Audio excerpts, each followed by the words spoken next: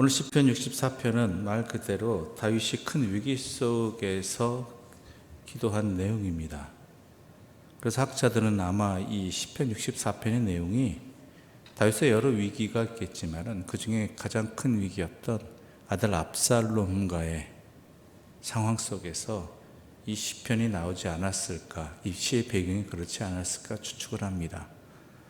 아버지로서 아들과 이런 상황이 되어진다는 것은 말 그대로 인생 헛살았다는 의미를 넘어서서 가장 고통스러운 자리가 될 것입니다. 그것도 아마 자기가 가장 사랑했던 아들이 이렇게 한다라는 것은 그 인생 자체가 부정당하는 느낌이었고 아마 평생 다윗에게 큰 상처가 되었고 더 나아가서 다윗을 대적하는 자들에게 있어서 그를 반대하는 주요 이유가 됐겠지요. 자기 아들도 싫어하는데 우리가 어찌 좋아하겠느냐라는 말이 나올 수밖에 없지요. 그런 상황에 있습니다. 그래서 다윗은 하나님께 간구하고 있지요. 원수의 두려움에서 나의 생명을 보존해 달라고. 그 두려움이 얼마나 큰지 아들 압살롬마저도 원수로 여겨질 정도라는 것입니다.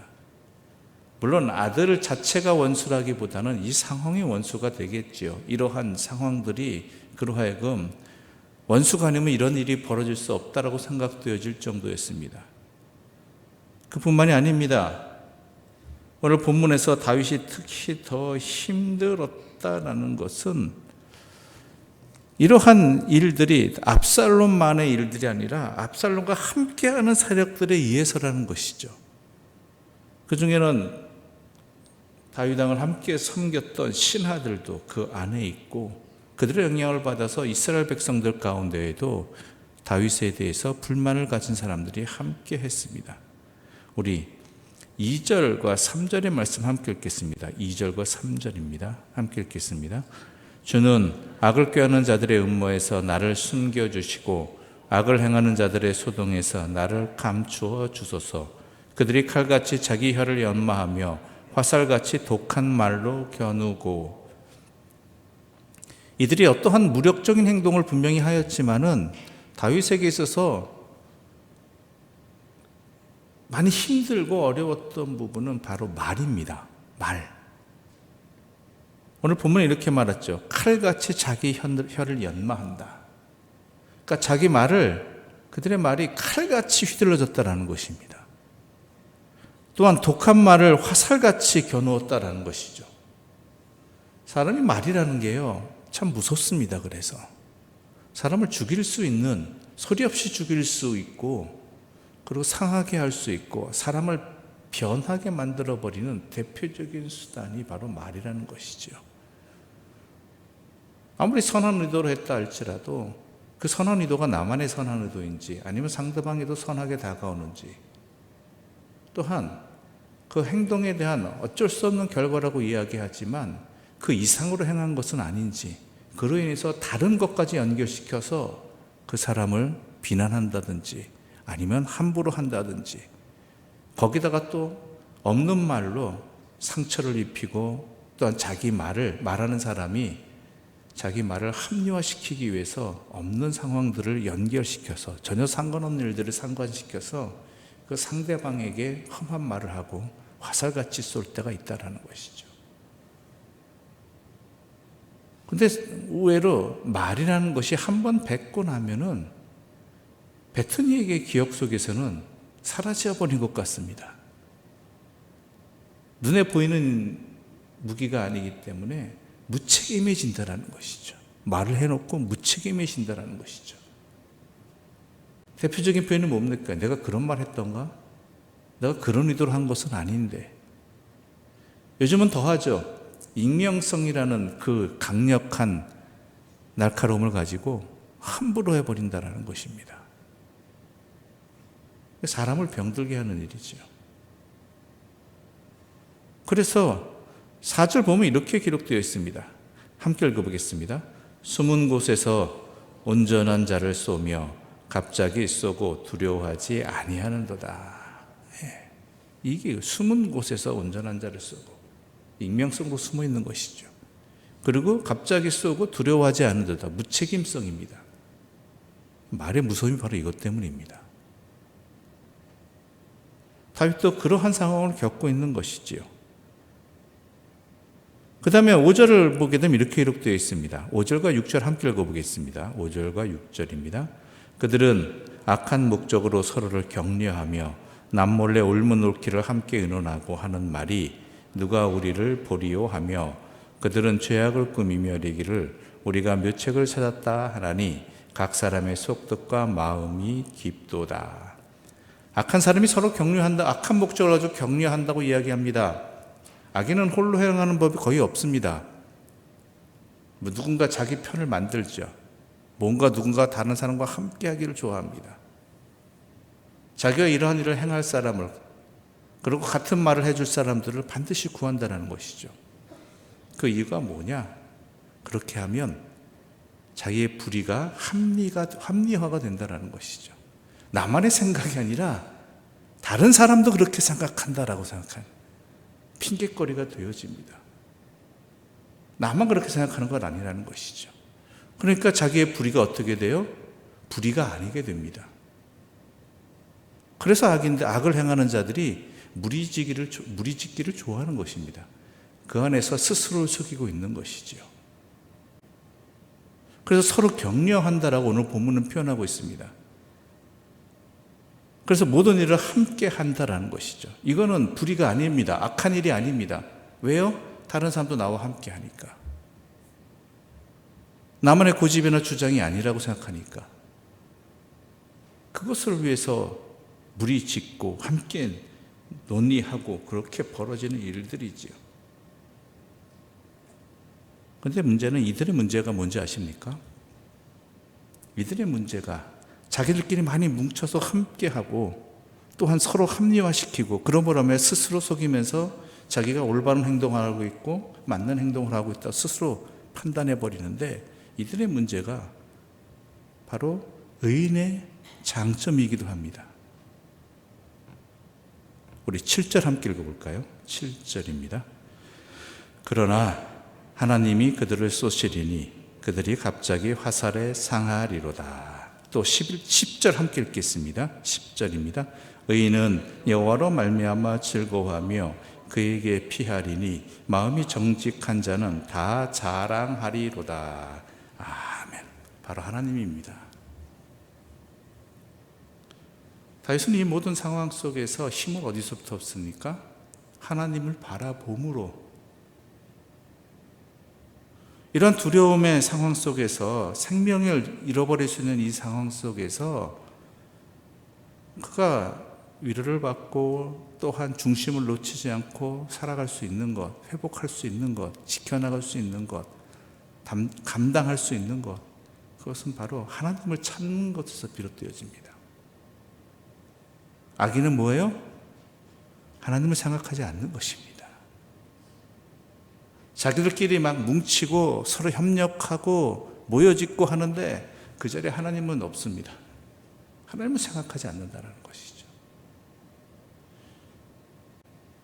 이게 의인과 악인의 차이입니다. 물론 악인들도 하나님의 핑계를 대기는 하지만 그게 실제로 하나님을 핑계로 대는 것이지 진짜 하나님의 뜻을 생각하고 하나님과 함께하는 자리는 아니라는 것이죠. 그러나 다윗은 어떻습니까? 이 가장 비참한 상황 속에서도 그는 하나님을 찾는 그러한 모습을 통해서 힘을 얻었다라고 오늘 본문은 기록하고 있는 것입니다. 어떤 열의를 받았습니까? 하나님이 그들을 쏘신다라는 것입니다.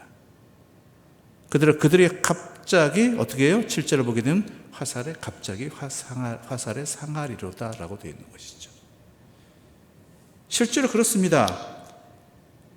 압살롬의 무리 중엔 핵심이 누구였냐면 아히도벨하고 압살롬이 두 사람이었죠. 아히도벨은 굉장한 군사적 전략가였습니다. 정치적으로도 모략가였고요. 지혜가 아주 막 성경의 지혜는 아니더라도 아무튼 세상의 지혜는 가득한 사람이었죠. 이 아히도벨의 전략이 얼마나 뛰어났는지 성경에는 사무엘 하인이 이렇게 읽겠습니다. 사람이 하나님께 물어서 받은 말씀과 같았다라고 되어 있어요. 이 정도로 뛰어난 사람이었습니다. 그런데 압살롬이 어떻게 한지 아세요? 아이도벨의 말을 듣고도 딴 사람의 이야기를 들어보고자 합니다. 후세의 이야기를 들어보고자 한다는 것이죠. 말 그대로 어처구 없는 말을 후세가 합니다. 근데 그게 어떻게 압살롬의 마음에 쏙 들었다라는 것이죠. 이것을 성경은 뭐라고 얘기해요? 하나님이 그들을 쏘셨다라고 되어 있죠. 상식적이면 아이도벨의 말을 들어야 되는데 지금까지 그렇게 해와서 성공한 건데 갑자기 후세의 말을 듣겠다 그러고 후세의 의견을 채택해버리는 압살롬의 행동은 하나님이 쏘셨기 때문이다라고 말하는 것이죠. 그래서 이 사건 이후 아이도벨은 자살합니다. 그리고 압살롬은 어떻게 했는지는 여러분이 너무 잘 아시죠. 이유는 뭡니까? 아버지를 배반했기 때문에 물론 맞습니다. 그러나 더 중요한 건 뭐예요? 하나님이 쏘셨다라는 것이죠.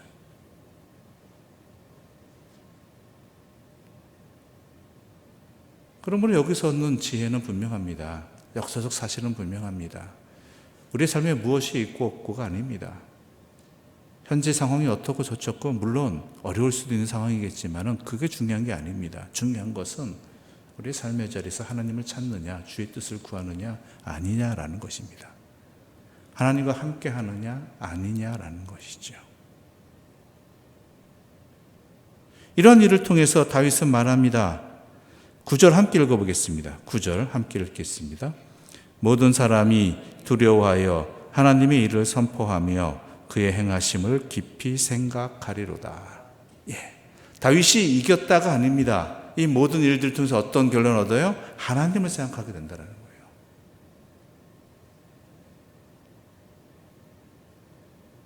다윗도 마찬가지고 이 일의 결과가 바로 하나님을 생각하게 되는 결과였느냐 아니냐라는 것이죠.